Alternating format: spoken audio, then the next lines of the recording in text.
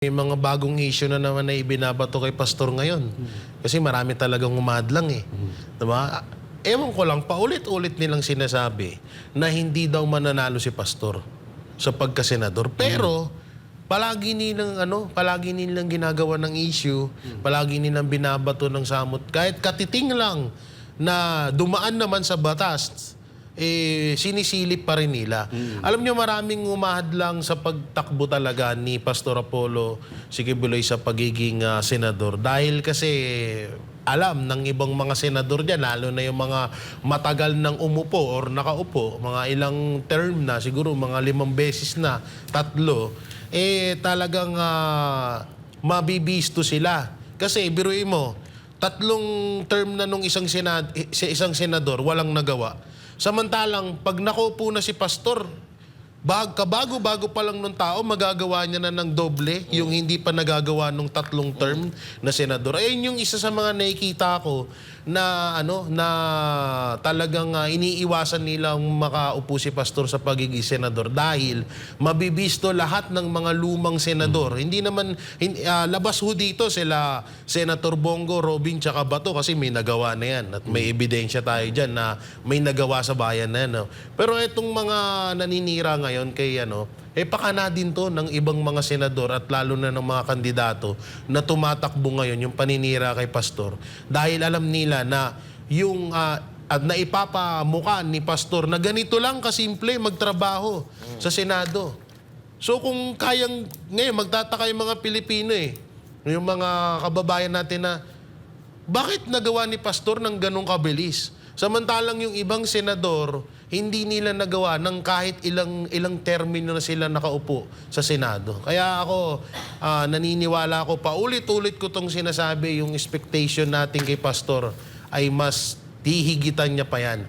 Kaya kung ako sa inyo, wag na ho natin talagang palagpasin at wag ho tayo magpapaniwala sa mga fake news na pinapakalat, lalo na sa social media platform. Alam nyo, yung mga nagsasalita ng mga fake news daw kami, ang totoo sa totoong buhay, sila ho yun. Yan.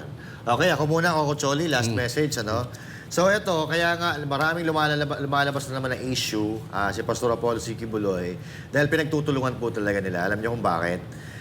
Takot sila na makapasok si Pastor Apollo Siquibuloy diyan sa Senado.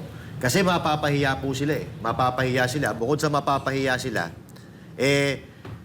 masasagasaan sila sa mga gagawin ni Pastor Apollo Siquibuloy na paglaban dito sa korupsyon. Zero corruption nga Diba?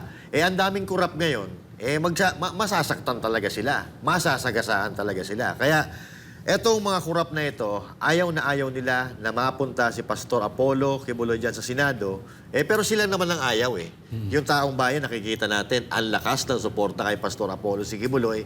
At habang papalapit ang eleksyon, palakas pa rin ang palakas. Nakikita naman natin yan sa social media, mga partner. Kaya, huwag kakalimutan. Todo na natin to. I-landslide natin ang PDP laban. Lalo na yung number 53, Pastor Apollo Siquibuloy. Landslide natin para kahit mandaya man sila, panalo pa rin tayo, partner. May sinasabi nilang mahina daw si Pastor Siquibuloy. Papatunayan ko hindi yun totoo. Kasi, bakit concerned kayo masyado kay Pastor kung mahina? Alam nila yan, even before the campaign, even before the election, binanata na ang SMNI. Kasi alam nila ang influence ni Pastor Siquibuloy. Malakas talaga si Pastor Siquibuloy. Bigyan ko kay halimbawa, si Calyodi. Sa tingin nyo, mananalo o hindi? Hindi, di ba? May pumapansin? Wala. Kasi Sinong Calyodi? Isa ko nga takbo ng takbo. Hindi ko kilala yun, mo na. Dito, nag-guest dito yun. Tumakbo pang presidente noong 2022. Hindi ko kilala siya. Diba? Bakit walang pumapansin? Kasi alam nila, hindi threat. Yes. Bakit si Pastor? Binabanatan. Alam mo ang mas binabanatan? Ayan yung malakas. Sino pang binabanatan bukod kay Pastor? Si BP. Bakit? Alam nila malakas Kung mahina yan, hindi. Wala silang wala. Sino pa ba? Diba? Sino pa yung mga ibang tao dyan na hindi naman nila pinapansin? Alam mo, ang punot dulo dito talaga, kaya mainit sila kay BP Sara at kay Pastor Siquibuloy, diyan kayo matakot dahil yan ang talagang in the near future, tandaan nyo itong sinasabi ko, yan ang magiging ma-impluensya dito sa bansa natin na magtitino sa mga demonyong yan. Yan. Kaya, i-eliminate nila ngayon. Ibig sabihin, bago pa umalagwa, katin na.